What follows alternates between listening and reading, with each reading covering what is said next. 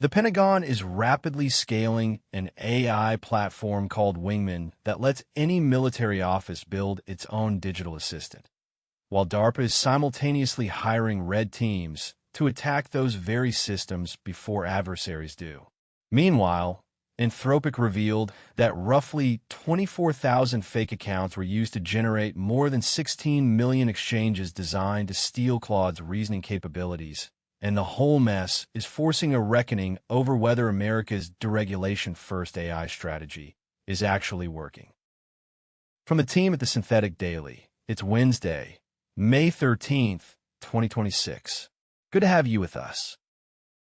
We went through 37 posts, articles, and threads across LinkedIn, Substack, and YouTube over the past week to dive deeper into the world of AI in government and defense. So here's something that got a lot of attention last week. The Pentagon's Chief Digital and AI Office, the CDAO, has been scaling a platform called Wingman department-wide, and the idea is both simple and wildly ambitious. They want every office in the Department of Defense to be able to build its own custom AI assistant, not a chatbot that answers trivia questions. We're talking about digital workers that handle compliance paperwork, process acquisition documents, manage logistic spreadsheets, the kind of soul-crushing administrative work that eats up enormous amounts of time across a bureaucracy that employs millions of people. The platform combines large language models, generative AI, robotic process automation, and low-code tools. Essentially a toolkit where a logistics officer or a procurement specialist can wire together an AI workflow without writing Python. Think of it as the defense equivalent of what Zapier or Make do for startups, but with classified data handling and military compliance baked in. Here's why this matters beyond the Pentagon. The Department of Defense is the largest employer in the United States. If Wingman works, and that's a big if, it becomes one of the most significant deployments of AI automation in any organization, anywhere. We're not talking about a pilot program with 50 users. They're aiming to push this across the entire enterprise. And the timing is deliberate. The January 2026 AI strategy memo set an extraordinary benchmark.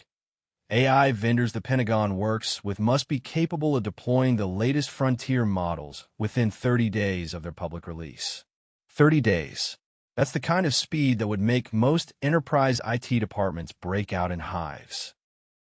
Let me bring up something related.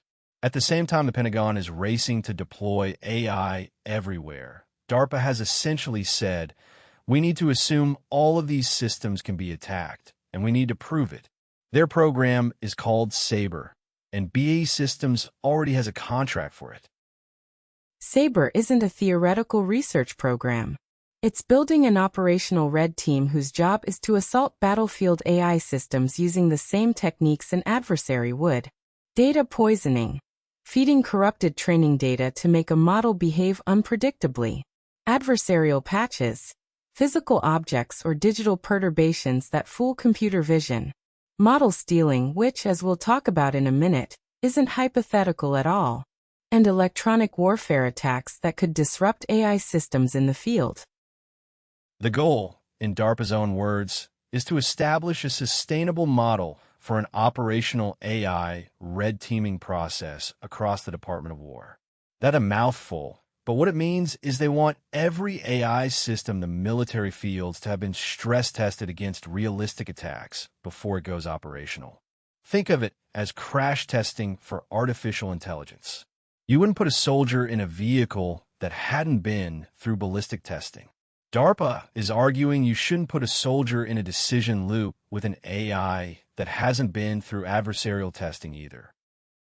The 24-month timeline is aggressive, and the fact that this is classified at the secret level tells you something about how seriously they're taking the threat model. This isn't academic. They're preparing for a world where adversaries actively try to manipulate American AI systems on the battlefield. All right. Let's talk about what might be the most audacious AI theft operation we've seen publicly disclosed. Anthropic revealed that approximately 24,000 fake accounts were used to generate more than 16 million exchanges designed to systematically extract Claude's reasoning capabilities, and the operation was linked to 3 Chinese AI labs: DeepSeek, Moonshot AI, and MiniMax. And the technique is fascinating in its cleverness. Nate B. Jones broke this down on YouTube, and his analysis is sharp. The operation, led in part by DeepSeek, involved 150,000 exchanges designed to make Claude articulate its internal reasoning process step by step. They weren't just asking Claude questions. They were asking Claude to imagine and explain the reasoning behind completed responses, essentially manufacturing the chain of thought training data. You'd need to build a competing reasoning model from scratch. But here's the detail that really jumped out. One of their most prolific techniques had nothing to do with military applications. They use Claude to generate what Jones calls censorship-safe alternatives to politically sensitive queries. Questions about dissidents, party leaders, authoritarianism. They were creating training data to help DeepSeek's model steer conversations away from topics the Chinese government doesn't want discussed. So you've got a single operation that's simultaneously about competitive AI development and domestic political censorship. Right, Jones makes a nuanced point about Anthropic's framing here.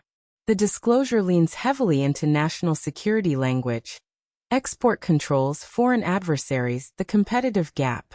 And that framing serves Anthropic's policy interests. They've consistently advocated for export controls, and this disclosure effectively argues, see, those controls are necessary because without them, progress from Chinese labs depends partly on stolen American capabilities. Whether you buy that narrative completely or not, the scale of the operation, 24,000 accounts and 16 million exchanges, is genuinely staggering. Chris Hughes over at Resilient Cyber published a piece this week that captures something important about the current moment in AI governance. He calls it the regulation pendulum. And the metaphor is apt because we're watching it swing in real time with consequences nobody fully anticipated. The timeline goes like this. January 2025. Trump signs an executive order revoking Biden's AI safety order on day 1. The message is clear. Deregulation equals dominance. July 2025. The America's AI Action Plan codifies this into a 25-page framework arguing that removing barriers is the fastest path to winning. December 2025. Another executive order attempts to preempt state AI laws entirely, even creating a DOJ litigation task force to challenge them in court. But then reality intervened. The Senate voted 99-1, essentially unanimously, to strip a 10-year moratorium on state AI regulations from the budget reconciliation bill.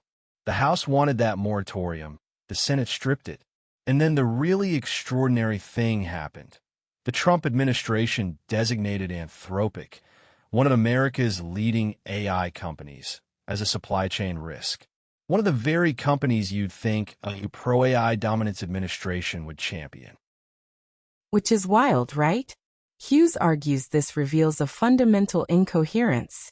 You can't simultaneously say we need AI companies to move fast and win, and then designate one of your most capable domestic AI labs as a security threat.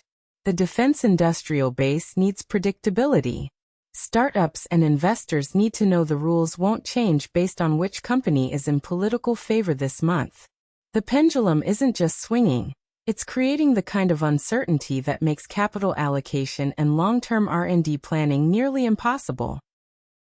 Now, shifting gears a bit, Bilawal Sidhu's video this week pulled nearly 22,000 engagements, and it resonated because it told a story most people outside defense circles don't know. The Pentagon used to, and in many places still does, run warfighting operations on Microsoft Office.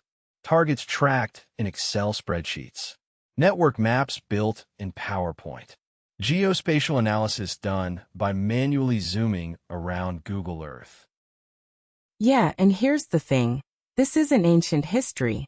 This is how things worked well into the 2010s. And CDAO uses it to frame why Project Maven was such a big deal.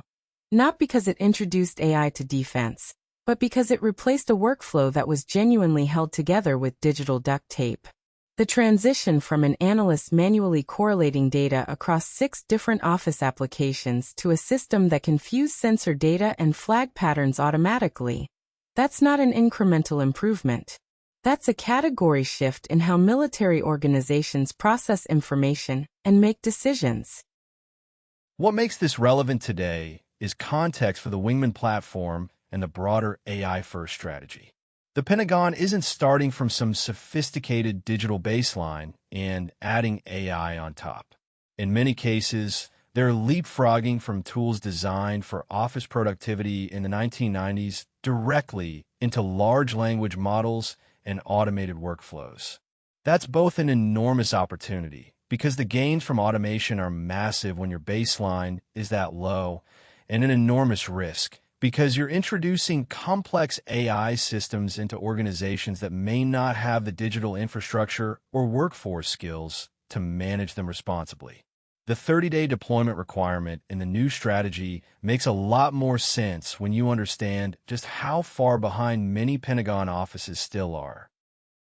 Finally, something that isn't about weapons or geopolitics. SAIS hosted an AI for Food Security Forum this week, and it featured technical demonstrations from organizations you might not expect to be at the cutting edge of AI deployment. Gyre, NASA Harvest, the World Bank's DARPA AI team, and a company called Tomorrow Now. The use cases here are concrete and urgent.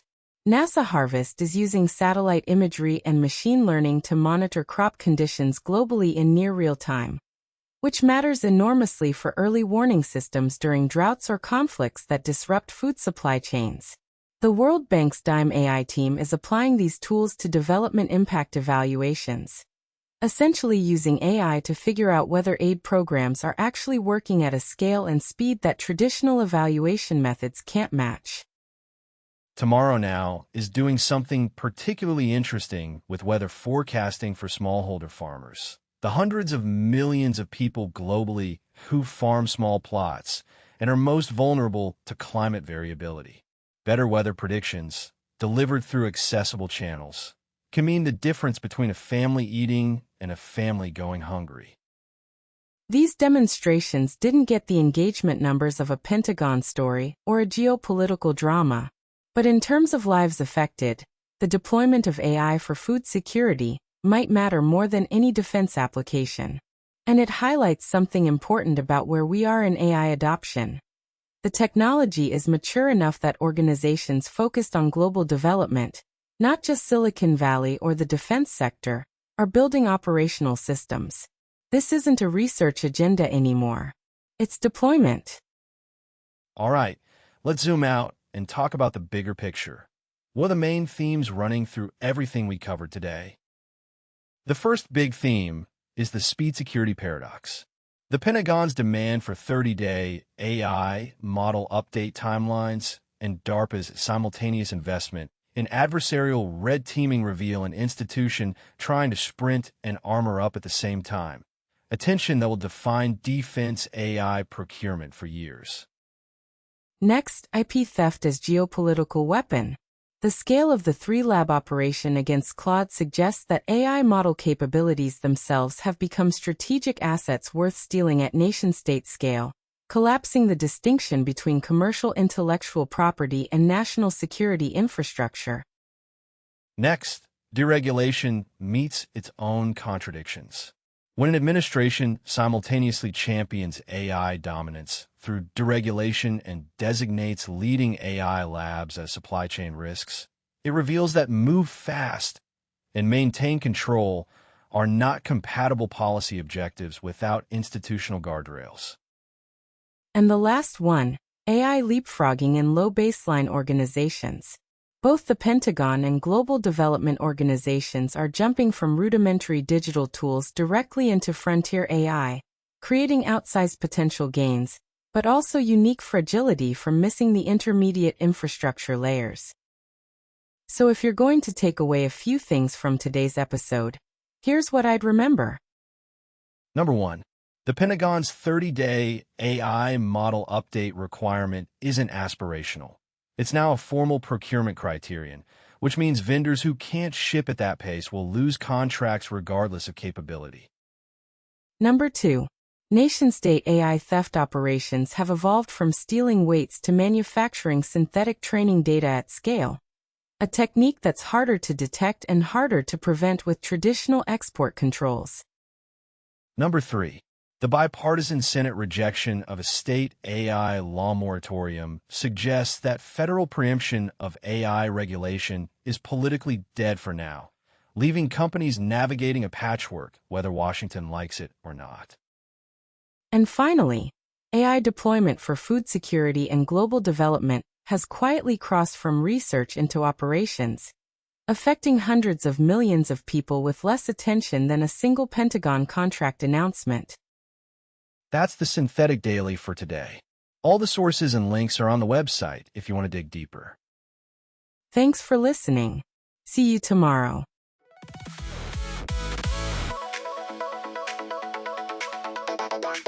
CDAO